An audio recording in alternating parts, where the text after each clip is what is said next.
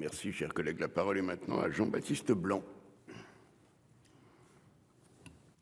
Merci Monsieur le Président. Madame la Ministre, laissez-moi vous conter l'histoire de cette petite commune vauclusienne au bord du Rhône, qui est Cadrousse, protégée des crues par ses digues d'enceinte datant de 1856, classées aux monuments historiques. Cet ouvrage hydraulique constitué de pierres jointées conserve encore aujourd'hui un rôle majeur. Il a résisté aux crues successives, dont celle de 2002-2003, qui reste dans toutes les mémoires des Cadroussiens et des Vauclusiens. Cet ouvrage est d'ailleurs classé ouvrage intéressant de la sécurité publique par arrêté préfectoral du 30 janvier 2006.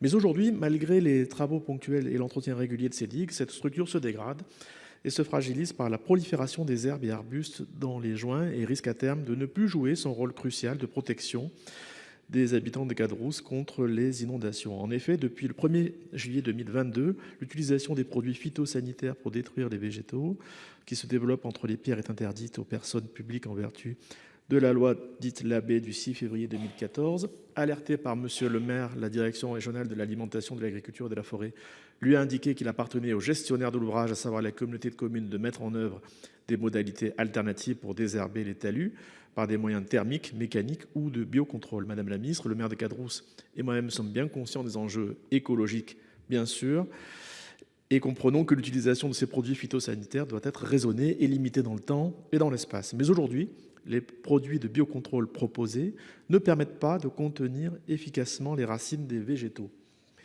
Il existe des dérogations à l'interdiction des produits proscrits, comme par exemple lorsqu'un danger sanitaire grave venait à mettre en péril la pérennité du patrimoine historique. Ne croyez-vous pas, Madame la Ministre, que le risque d'inondation avec ses enjeux humains, économiques et environnementaux constitue un danger grave qui pourrait justifier la mise en place d'une dérogation à l'interdiction de ces produits pour l'entretien du patrimoine des digues? Je vous remercie. Madame la Ministre, la réponse du gouvernement. Merci Monsieur le Président, Mesdames et Messieurs les sénateurs, Monsieur le sénateur Blanc.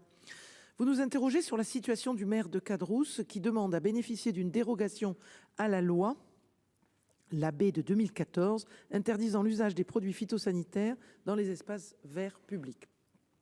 Le maire souhaite pouvoir désherber avec des pesticides conventionnels les digues d'enceinte de la ville qui datent de 1856 et qui sont classées aux monuments historiques. Tout d'abord, je rappelle que l'utilisation des produits phytosanitaires est interdite depuis le 1er janvier 2017 pour l'entretien des espaces verts, des voiries ou des promenades accessibles au public.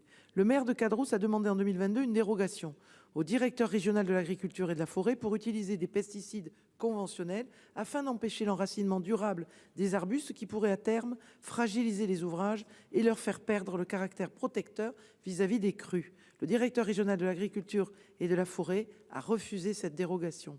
Vous souhaitez donc que puisse être examinée une des conditions dérogatoires prévues à l'article L 253-7 du Code rural et de la pêche maritime visant à pouvoir utiliser des produits phytopharmaceutiques qui s'avéreraient nécessaires pour lutter contre un danger sanitaire grave menaçant la pérennité du patrimoine historique ou biologique et ne pouvant être maîtrisés par un autre moyen, y compris une méthode non chimique. Il convient d'examiner la possibilité d'utiliser dans ce cas, comme le font déjà de très nombreux maires, des moyens thermiques ou mécaniques pour éradiquer les mauvaises herbes et les plants d'arbustes. La technique du brûlage s'avère ainsi efficace pour lutter contre le maintien des racines dans les interstices des pierres.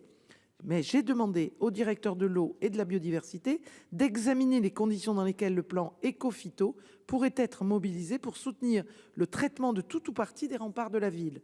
Je vous invite à prendre contact avec les équipes du ministère de la Transition écologique et de la cohésion des territoires pour déterminer les conditions précises d'un tel soutien.